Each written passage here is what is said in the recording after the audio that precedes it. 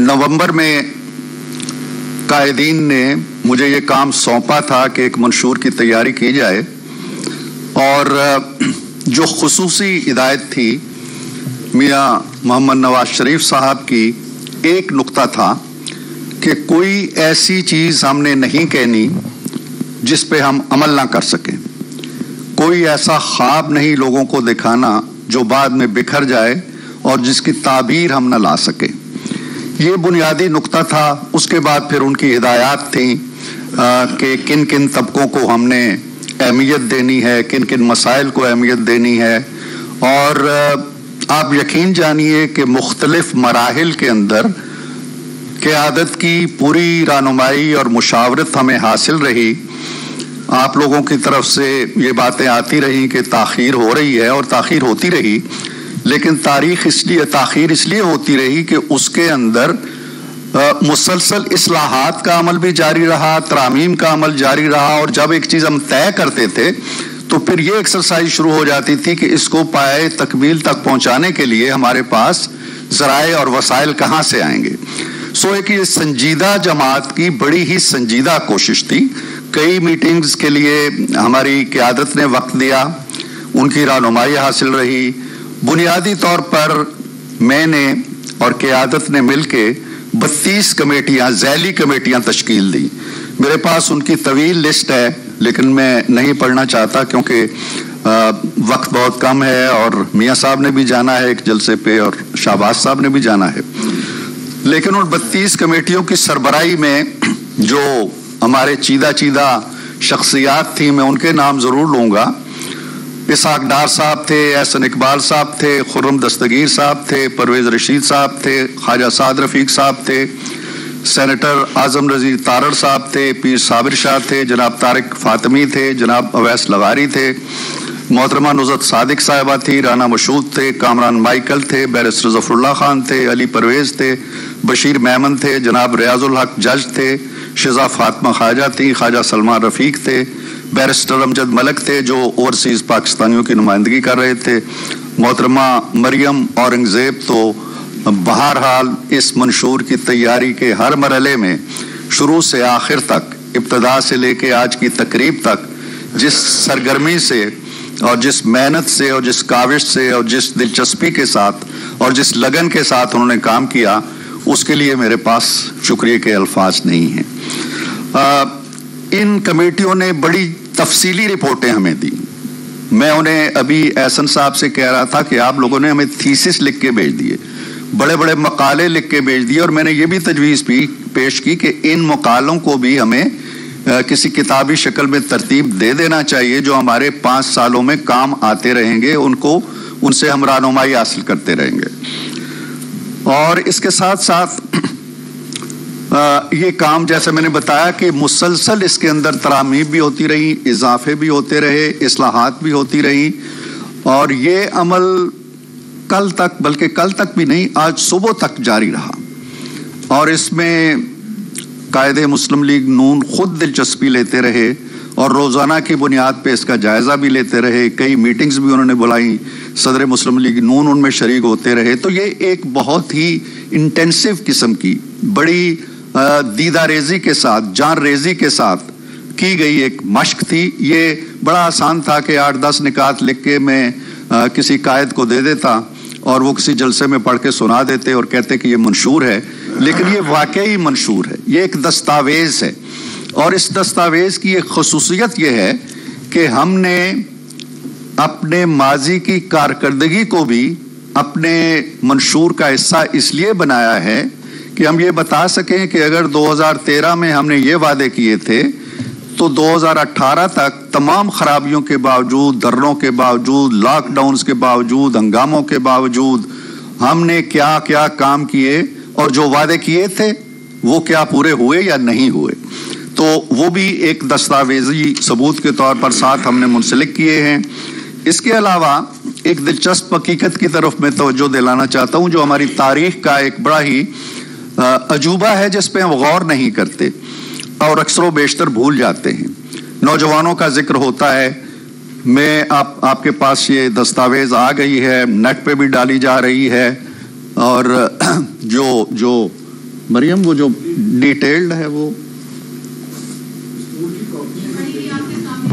آپ کے سامنے ہیں جی، میرے سامنے تو ہے. ہاں ٹھیک ہے، وہ آپ کو پہنچ جائیں گے جی. تو کہنے کا مطلب یہ ہے، میں یہ کہہ رہا تھا، اس طرف توجہ دلا رہا تھا کہ پچھلے 25-30 سالوں کے اندر جو نوجوان آج 25 یا 30 سال کا ہو رہا ہے، اس نے ہر طرح کی حکومتیں دیکھ لی ہیں. اس نے مارشل لا کی حکومت دیکھ لی مشرف کی، اس نے پیپلز پارٹی کی حکومت دیکھ لی 5 سال کی، اس نے ہماری حکومت دیکھ لی 5 سال جو حقیقتاً 4 سال کی تھی، اس نے پی ٹی آئی کی حکومت دیکھ لی 4 سال کی، اس نے نگران حکومتیں دیکھ لی، اس نے ایک مخلوط حکومت دیکھ لی. یہ 5-6 قسمیں ہیں حکومتوں کی جو آج کا نوجوان دیکھ چکا ہے. اس کے لیے فیصلہ کرنا بڑا آسان ہے. وہ سامنے اسکیچ بنا کے، خاکے بنا کے دیکھ سکتا ہے کہ یہ ہے. ماشاء اللہ کو چلے ہم نکال دیتے ہیں. 2008 سے 2013 تک ایک پارٹی نے حکومت کی اس ملک کے اندر. اس نے کیا کیا؟ ایک پارٹی ہے جس نے 2013 سے 2017 یا 2018 تک حکومت کی، اس نے اس ملک کو کیا دیا؟ ایک پارٹی ہے جس نے 2018 سے 2022 تک حکومت کی، اس نے اس ملک کو کیا دیا؟ فیصلہ بڑا آسان ہے. نعروں، دعووں، کھوکھلی باتوں، الزامات، گالی گلوچ. میرا خیال ہے کہ یہ ووٹ دینے کے لیے کنسیڈریشن صرف ہونی چاہیے یہ کہ جی پوچھا جائے کہ جناب یہ 5 سال ہیں پیپلز پارٹی کے، آپ بتا دیں کہ آپ نے 5 بڑے بڑے کام کون سے کیے. پی ٹی آئی سے پوچھا جائے کہ جناب 4 سال آپ رہے ہیں، آپ نے 4 بڑے بڑے کام کون سے کیے. ہم سے پوچھا جائے جی کہ میاں صاحب سے پوچھا جائے کہ 4 سال آپ نے گزارے ہیں، آپ نے بڑے بڑے کام کون سے کیے ہیں. یہ سوال ایک ریڑھی والے سے کیا جائے، ایک رکشے والے سے کیا جائے، ایک کریانہ فروش سے کیا جائے، وہ بھی بتا دے گا. وہ سر پہ ہاتھ رکھے گا جی اچھا جی مینو تو یاد نہیں ہے کہ پی پی پی نے کی تاثیر تھے، مینو تو پی ٹی آئی دی بھی کوئی گل یاد نہیں آ رہی. البتہ اے میٹرو جڑی ہے شہباز صاحب نے بنائی سی، اے سڑک اے جڑی موٹر وے ہے میاں صاحب نے بنائی سی، اے لوڈ شیڈنگ بڑی ہو رہی سی روشنیاں میاں صاحب نے دیتیاں سن. اور جو انٹلیکچوئلز ہیں وہ کہیں گے جی کہ آئی ایم ایف کو الوداع کہا تھا، سٹاک مارکیٹ کو کہاں لے کے گئے تھے، وائٹ پہ لے کے آئے تھے فاٹف کو جو بلیک میں جا رہی تھی. یہ وہ چیزیں ہیں جو سامنے نظر آ رہی. مہنگائی جو آج 30-40 پر چلی گئی ہے اس کو 3 اور 4 پہ رکھا تھا. جسٹ یہ کارکردگی ہے جو ہمارے آنے والے منشور کے اندر بھی رکھی ہوئی ہے اور ہمارے آنے والے عہد کا ایک دیباچہ بھی ہے اور اس کا ایک نقشہ کار بھی ہے، اس کا آنے والے دنوں کا منظر نامہ بھی ہے. میاں صاحب اور شہباز صاحب نے جب بھی اور جہاں بھی ان کے 16 ماہ کی جو حکومت تھی، مخلوط حکومت جسے کہتے ہیں، اس کے کاموں میں اگر ہم جائیں تفصیل میں جائیں کہ ملک کی حالت کیا تھی اور کہاں سے یہ سنبھال کے کہاں لے کے آئے، وہ ایک بڑی تفصیل ہے، اس میں ہم نہیں جانا چاہتے. لیکن صرف ایک کام پہ اگر توجہ دی جائے جس کا کریڈٹ شہباز صاحب کو جاتا ہے اور ان کی ٹیم کو جاتا ہے، انہوں نے ملک کو دیوالیہ پن کے کنویں کے جو میڈ پہ کھڑا تھا، جو ملک کنویں میں گرنے والا تھا، اس کو کنویں میں گرنے سے بچایا. دیوالیہ ہونے سے بچانا اگر کوئی اور کام نہیں بھی ہے تو 16 ماہی حکومت کا اتنا بڑا کارنامہ ہے جو شاید ہم اس کی قدر و قیمت کا تصور نہیں کر سکتے، اس لیے کہ ہم اندازہ نہیں ہے کہ اگر خدا نہ خواستہ ہم ہو جاتے تو اس کے اثرات و نتائج کیا ہوتے.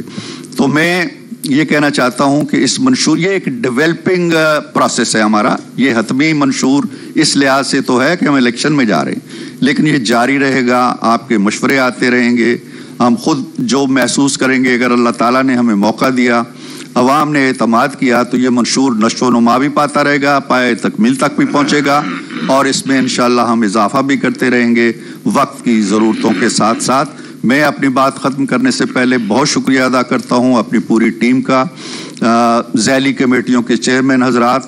بلال کیانی نے بہت کام کیا اور جہاں تک مریم کا تعلق ہے، میں مریم اورنگزیب کا، ان کی خدمات اگر نہ ہوتی بطور سیکرٹری یا بطور کوآرڈینیٹر تو مجھے یقین ہے کہ میری مشکلات میں بہت اضافہ ہو جاتا اور یہ آج کا لمحہ آنے میں شاید اور تاخیر ہو جاتی. بہت شکریہ.